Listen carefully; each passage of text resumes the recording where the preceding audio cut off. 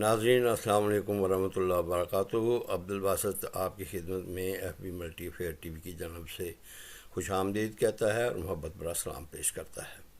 ناظرین، آج کی یہ ویڈیو جو ہے ایک ایسے واقعہ پر ہے جس نے نہ صرف یہ برطانیہ میں مقیم پاکستانی کمیونٹی کو ہلا کر رکھ دیا ہے بلکہ پاکستان اور برطانیہ کے سفارتی تعلقات کو بھی ایک نئے امتحان میں ڈال دیا ہے۔ برطانیہ میں ایک پاکستانی سیاسی شخصیت پر مبینہ حملہ، اس کے بعد احتجاج اور پھر پاکستان کے اعلیٰ فوجی عہدیدار کے خلاف جان سے مارنے کی دھمکیاں، یہ سب محض اتفاق نہیں بلکہ ایک خطرناک رجحان کی طرف اشارہ کرتا ہے۔ ذرائع کے مطابق برطانیہ میں مقیم سابق پاکستانی سرکاری عہدیدار شہزاد اکبر ایک مبینہ حملے کا نشانہ بنے۔ یہ واقعہ ایسے وقت میں پیش آیا جب پاکستانی سیاست بیرون ملک بھی شدید پولرائزیشن کا شکار۔ اگرچہ برطانیہ جیسے ملک میں سیاسی اختلاف ایک معمول کی بات ہے، لیکن تشدد کا راستہ جمہوری اقدار کے منافی سمجھا جاتا ہے۔ ناظرین، اس واقعہ کے بعد برطانیہ میں کچھ حلقوں کی جانب سے احتجاج کیا گیا۔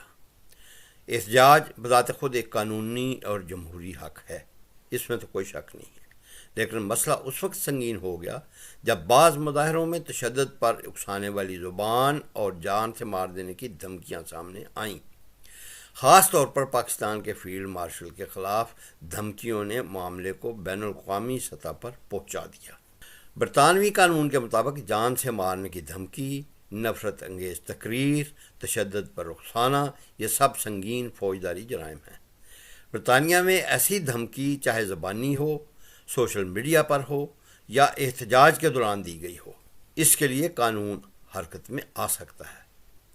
ان حالات میں پاکستانی حکومت نے اسلام آباد میں موجود برطانوی ہائی کمیشن کو باضابطہ ڈیمارش جاری کیا۔ اس ڈیمارش میں دھمکیوں پر شدید تشویش، برطانوی حکومت سے تحفظ کا مطالبہ اور ذمہ دار عناصر کے خلاف کارروائی کی درخواست شامل تھی۔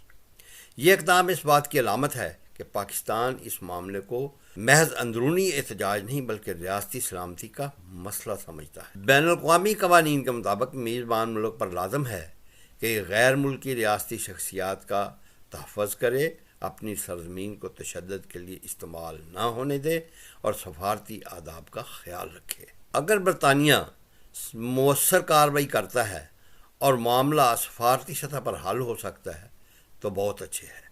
اگر ایسے واقعات کو نظر انداز کیا گیا، پاکستان اور برطانیہ کے تعلقات میں تناؤ آئے گا، سیکیورٹی اور انٹیلیجنس تعاون متاثر ہوگا اور مزید سفارتی دباؤ پیدا ہو سکتا ہے۔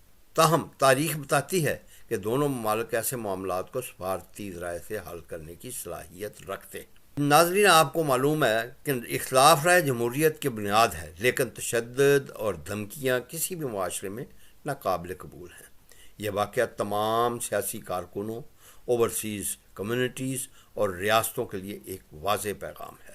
سیاسی جدوجہد قانون کے دائرے میں رہے، ورنہ اس کے اثرات صرف افراد پر نہیں بلکہ ریاستی تعلقات تک پہنچ جاتے ہیں۔ ناظرین، آپ اس چیز سے اتفاق کریں گے کہ یہ معاملہ جو ہے یہ سنگین نوعیت بھی اختیار کر سکتا ہے، لہٰذا اوورسیز پاکستانیز کو بھی چاہیے کہ وہاں رہ کے جو وہاں کے شہری بن چکے ہوئے ہیں وہ برطانیہ کے قانون کا بھی خیال کریں اور پاکستان کی عزت کا بھی خیال کریں۔